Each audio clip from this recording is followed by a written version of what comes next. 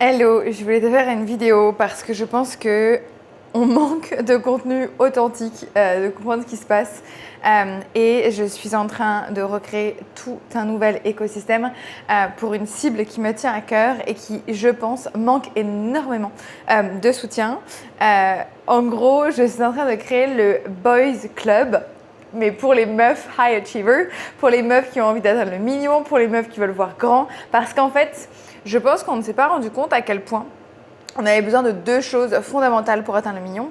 Le premier, c'est un entourage qui veut atteindre le million avec toi et qui te booste. Et le deuxième, c'est un cerveau qui veut atteindre le million avec toi et qui te booste. Et en fait, je vois trop de meufs qui n'ont pas ces deux leviers-là dans leur quotidien. Donc mon objectif, c'est de créer cet écosystème pour ces meufs-là, pour qu'elles puissent rejoindre le Boys Club Select et que vous puissiez exploser dans vos business. Donc bref, ici, j'ai envie de te partager un petit peu mes pensées, ce qui me vient en tête quand je pense à ce projet-là, potentiellement ce qui me bloque.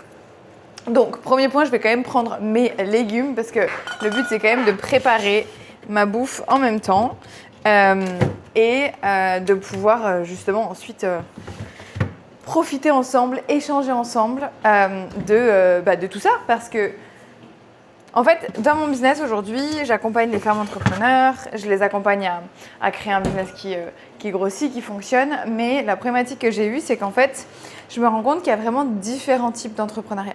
Il y a vraiment un entrepreneuriat qui va être un entrepreneuriat lifestyle dans lequel tu as envie d'entreprendre et de retrouver un niveau de revenu comme dans ton salariat pour pouvoir être plus libre de, par exemple, tes horaires ou ce genre de choses.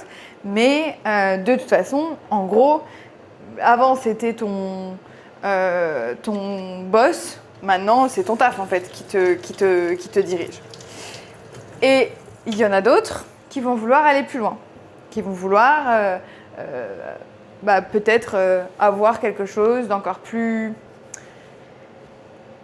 challengeant au début, mais pour atteindre une liberté qui va, selon moi, être plus pérenne. C'est pour ça que je dis souvent, et notamment dans le podcast aussi, je veux accompagner les femmes à avoir un empire sain, expansif et durable. Et j'y crois énormément qu'on a besoin d'un empire sain, expansif et durable, parce que sans cet empire sain, expansif et durable, on ne pourra pas, on ne pourra clairement pas se détacher de son business, vivre davantage, et en fait, c'est travailler plus pour travailler plus. Et donc, oui, tu vas gagner plus d'argent, oui, tu vas peut-être atteindre ton million, mais si c'est juste pour travailler plus, je vois pas forcément l'intérêt que ça pourrait avoir. Par contre, si l'intérêt, c'est d'avoir un moment dans lequel tu travailles plus pour pouvoir créer ton empire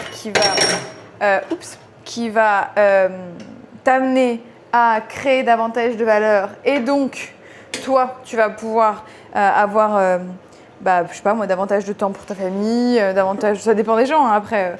On fait notre business pour différentes raisons. Moi, je le fais parce que j'ai envie d'offrir un maximum de choses et de m'offrir moi-même un maximum de choses.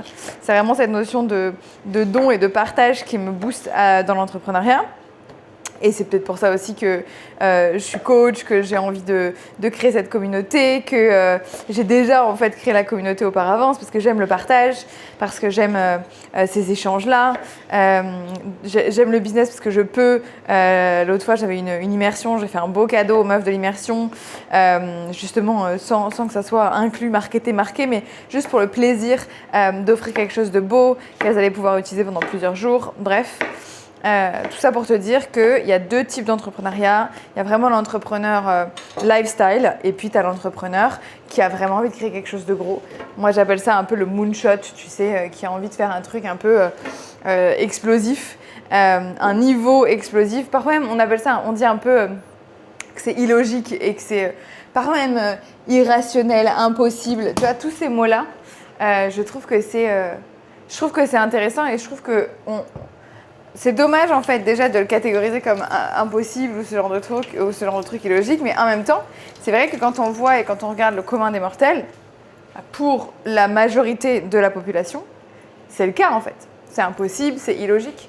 Et ce qui est amusant, et c'est aussi pour ça que je veux et que je suis à fond dans cette nouvelle création et dans ce pivot de mon entreprise et que je suis passée de Glow à Empire Minded, c'est que je veux absolument que les meufs qui sont pas average, qui veulent sortir un petit peu de la rat race de la société, qui en a marre de ces dictons, entre guillemets, qui sont toujours les mêmes, qui disent un peu toujours la même chose, qui te poussent à... en fait, celles qui ne me connaissent pas, moi, je ne bois pas depuis 7 ans, pas parce que j'ai eu des problèmes d'alcool, mais parce qu'au début, j'ai pas bu pendant un certain temps parce que j'avais mal au ventre. Et en fait... j'avais plus besoin parce que c'était plus en lien avec la maladie, mais j'ai fini par dire en fait c'est beaucoup mieux de ne pas boire d'alcool. En fait, on est matrixé par la société qui nous met de l'alcool dans tous nos moments, comme si c'était obligatoire, dans tous nos moments, dans toutes nos expériences, à Noël. En fait, tout le temps, tu as la possibilité de boire de l'alcool. En fait, c'est la société qui te pousse à ça. Et c'est la même chose dans l'entrepreneuriat, moi, je pense. La société te pousse à voir l'entrepreneuriat comme quelque chose de compliqué, alors quand t'en sors, quand t'es dans un autre niveau d'entrepreneuriat, tu commences à te rendre compte que c'est la société, en fait, qui t'amoindrit au début. Au début, tu galères, tu avances, etc. Mais tant que tu fais comme tout le monde, tant que tu fais comme le average entrepreneur, tu n'atteindras pas en fait une vraie liberté, tu n'atteindras pas vraiment de l'argent. Ça ne veut pas dire que tu bosseras pas, attention, parce que ça, je vous entends déjà. D'ici, je vous entends toutes dire non mais moi, je veux pas trop travailler, ou alors à l'inverse, de toute façon, il faut bosser comme des tarés pour être entrepreneur et réussir. En fait, c'est ni l'un ni l'autre. C'est un peu un juste milieu des deux. Les deux ont tort et les deux ont raison. Ça va être ta perception. À quel point est-ce que tu vas voir si oui ou non tu travailles beaucoup? C'est à quel point est-ce que toi, ça veut dire, qu'est-ce que ça veut dire pour toi travailler beaucoup? C'est quoi ta perception de travailler beaucoup? Parce que je pense que la tienne n'est pas la mienne. Et inversement, c'est pas celle du voisin, c'est pas celle de ton mec.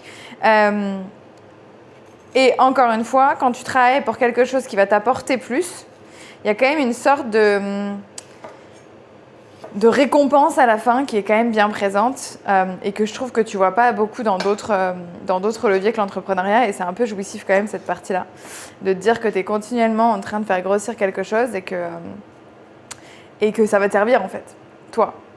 Peu importe que ça soit parce que tu as réussi à atteindre un certain chiffre d'affaires ou que ça soit parce que tu as réussi à déléguer une tâche qui te prenait beaucoup de temps.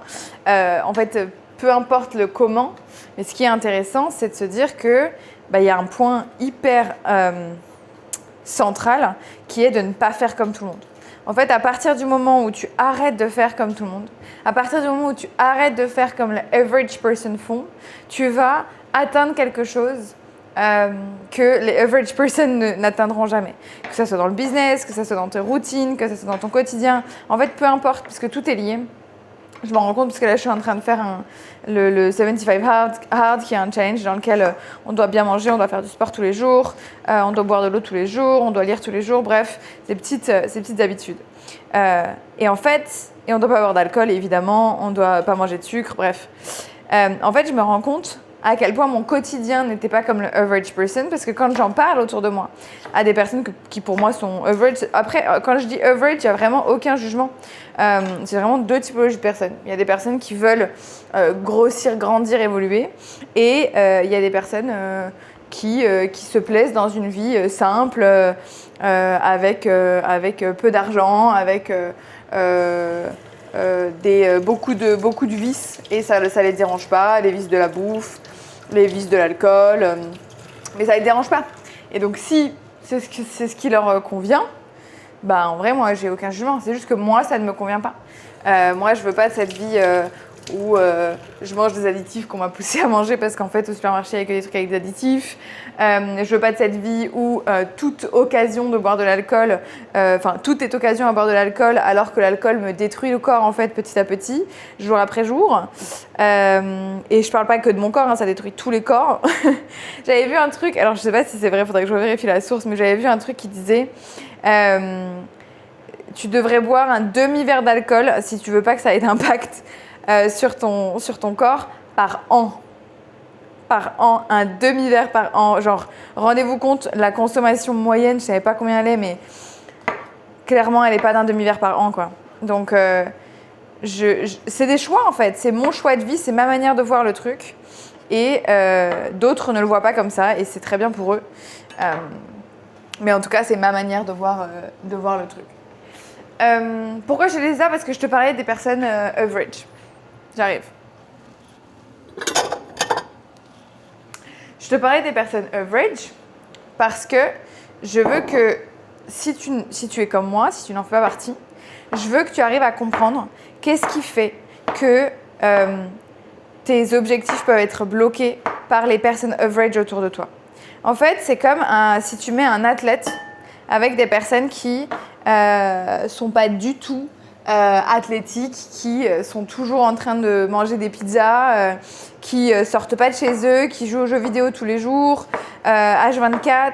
En fait, l'athlète, il va avoir de plus en plus besoin de se forcer, de se motiver, je sais pas moi, de chercher des moyens de s'échapper pour continuer à maintenir son corps d'athlète, mental d'athlète, entraînement d'athlète, bref. Je te dis ça parce que aujourd'hui dans ton business, potentiellement, tu as atteint un certain niveau. Mais si tu restes entouré de personnes qui n'ont pas ce niveau-là, qui ne veulent pas continuer de grossir avec toi, tu vas être pareil que cet athlète-là. En fait, cet athlète-là, il n'y aurait jamais de meilleur résultat que s'il est entouré d'autres athlètes. Je sais que c'est dur à entendre ce genre de choses. Je sais qu'on n'aime pas trop ça. Je sais qu'on aime se dire que on est trop fort et que ceux qui réussissent, ils réussissent quoi qu'il arrive. Mais en fait, l'environnement et les personnes, c'est les deux. L'environnement et les personnes que tu as dans cet environnement-là autour de toi ont un impact énormément supérieur à simplement la motivation que tu peux avoir pour ton objectif. Même si tu veux ton objectif énormément, tant que tu n'es pas dans un écosystème de personnes qui, ont déjà atteint ce que tu veux et veulent aller à ton objectif, mais deux, ont aussi déjà atteint cet objectif-là. C'est aussi pour ça que je fais le podcast.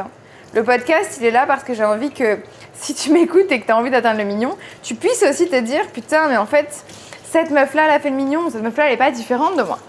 Et que tu puisses ensuite, quand tu rentres dans l'écosystème, échanger avec ces meufs-là. Dans nos rendez-vous, dans nos événements, ces meufs-là, elles seront aussi présentes. Au moins une en tout cas, qui sera là, avec qui tu pourras échanger, comme si c'était ta pote ou ta collègue ou quelqu'un avec qui tu échanges facilement en fait. Parce que à partir du moment où on a la même vision, les mêmes valeurs, on est high achiever toutes, on sait que c'est là-dedans que ça se passe et c'est pas forcément dans la prochaine stratégie. En fait, tu vas beaucoup plus facilement pouvoir réussir dans ce que tu veux faire. Dans ton business, dans ce que tu veux créer, parce que tu auras la possibilité de, j'allais dire t'inspirer, mais c'est même pas que de l'inspiration, ça va au-delà de l'inspiration. C'est vraiment, tu vas pouvoir profiter de ce qu'elle a vécu, de ses erreurs. Tu vas pouvoir échanger avec elle, avoir son feedback sur un problème que tu as à l'instant T dans ta boîte, dans ton quotidien. D'ailleurs, très souvent, je me rends compte que finalement, on parle des boîtes, on parle des chiffres d'affaires, on parle de, je sais pas moi, le recrutement, le délégué, tout ça. Mais en fait, le vrai point fondamental, c'est les décisions que tu prends. Peu importe le domaine, peu importe la stratégie, peu importe tout ça, ça revient toujours à quelle a été la décision que tu as prise à cet instant-là. Et tant que ta décision, elle n'est pas basée sur cet esprit empire-minded et qui sort de leverage, tu vas continuellement avoir besoin de revenir à ton ancienne identité. Revenir à cette petite nana qui t'a amené jusqu'ici, d'accord ? J'ai rien contre cette ancienne identité parce que ton ancienne identité, c'est celle qui t'a amené jusque-là. Donc, merci à elle, c'est génial qu'elle t'a amené jusque-là.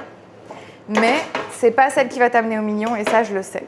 Et je sais aussi que plus on va être entouré de personnes qui sont connectées à cette ancienne identité, plus on va rester au même niveau de business. Parce que très souvent, quand on se rend compte des changements dans le business, le vrai gros changement du business, il se fait dans la tête et dans comment tu te perçois toi-même dans ton business. Pas dans le business en lui-même. Parfois, tu peux être la même meuf et tu as explosé un mois. Le mois d'après, tu vas retomber. Pourquoi ? Parce que tu n'as pas changé cette identité.